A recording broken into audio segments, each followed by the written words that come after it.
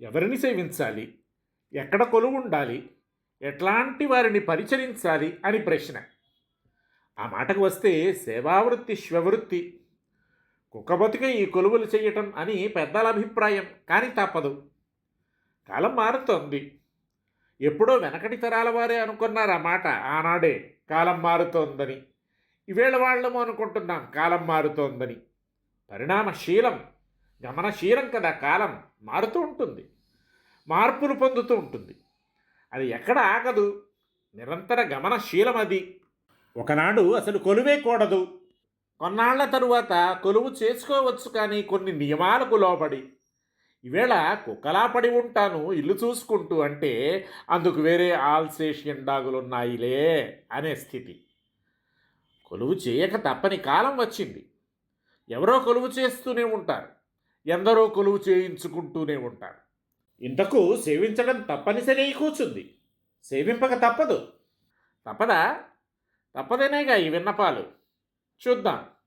ఇట్లాంటప్పుడు నీతికారుడు ఏమంటున్నాడో తెలుసుకోవటం ధర్మం కదా. వినండి. ఏక సుకృతేన దుష్కృత శతాని నాశయంతి తే సేవ్యాః నత్వేక దోషజనితో యేషాం కోపః కృతశతఘ్నః. సేవింపదగిన వారిని చక్కగా నిరూపించి చెబుతున్నాడు. ఒక మంచి పనితో అంతకు ముందు కావించిన 100 తప్పిదాలనెవరు మన్నిస్తారో వారిని సేవించాలి. ఒక తప్పు వల్ల కలిగిన పిచ్చికోపంతో అందుకు ముందు చేసిన 100 మంచి పనులను మరిచిపోయే వారిని మట్టుకు కాదు సుమా. మనం సేవించే వారి వల్ల అయ్యో వీరిని సేవించి బ్రతుకు పాడు చేసుకుంటున్నామని కాక, వీరిని సేవించే భాగ్యం లభించటం పురాకృత సుకృత ఫలం. వీరు చల్లగా పిల్లపాపలతో 10 కాలాల పాటు సుఖముండాలి అని సేవకులు కోరుకోగలిగే చోట సేవ చేయాలి. సేవ్యుడు సేవకుల మనసుల్లో ఇంత మన్నన పొందుతున్నాడంటే అతని వ్యక్తిత్వం సేవకుల పట్ల అతనికి ఉండే ప్రీత్యౌదార్యాలు ప్రస్ఫుటమవుతాయి.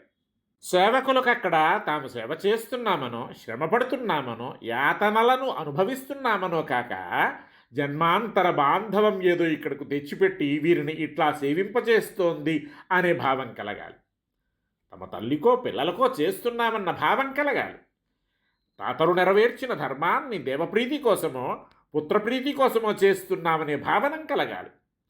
అప్పుడు వానికి అది సేవావృత్తి కాదు, శ్వవృత్తి అంతకంటే కాదు. శిశూపలాలనం, వృద్ధోపసేవనం, ఆప్తానునయనం, ఎంత తృప్తి! ఆ తలపులో ఎంత తృప్తి! ఆ చేయించుకుంటున్న వారి మొగాల విరిసే వెనల రేఖలు తన ఎదను రంగవల్లులు చేయవు. అట్లాంటి సేవ కావాలి. అంతేనా? తాము చేసిన ఒక మంచి వల్ల అంతకు ముందు వారు చేస్తూ వచ్చిన 100 తప్పిదాలను తీసి పక్కన పెట్టి వాటి సంగతే మర్చిపోయి ఈ ఒక్క ఒప్పును పదే పదే తలుచుకు మురిసిపోతూ నిన్ను స్మరించి నీపై ప్రశంసలు కురిపించేవారున్నారే, వారిని సేవించాలి. అట్లా సేవించడం అదృష్టం, అందరినీ మెప్పిస్తూ. మన కర్మ చాలకపోతే వెనకటి జన్మల దుష్కృతం ఇంకా మనను వెంటాడుతూ పోయిన కడకల్లా వస్తుంటే ఏం చేస్తాం అనుభవించక. ఎదలో కొలువున్న పెద్దమ్మ పుణ్యమా అని కొలువొకటి సాధించినాం. ఏదో దారి బ్రతుక్కు సరిపెట్టుకున్నాము. వారే అని నమ్మి వారి పంచనపడి ఉన్నాము. ఎన్ని చేసాము. మరో చోటు లేక అట్లాగా పడి ఉన్నందున సర్వకాలాలు వారి బాగోగులే సర్వమైనాయి. సమయం వచ్చినప్పుడల్లా ప్రాణం ఒడ్డుతూనే ఉన్నాం. ఆశ్రయదాతకు పనికిరాని ఈ ప్రాణాలు మట్టుకెందుకు? ఇంతగా మిత్రుల కోసం ప్రాణాలైనా ఇవ్వాలనేవారు వీరు.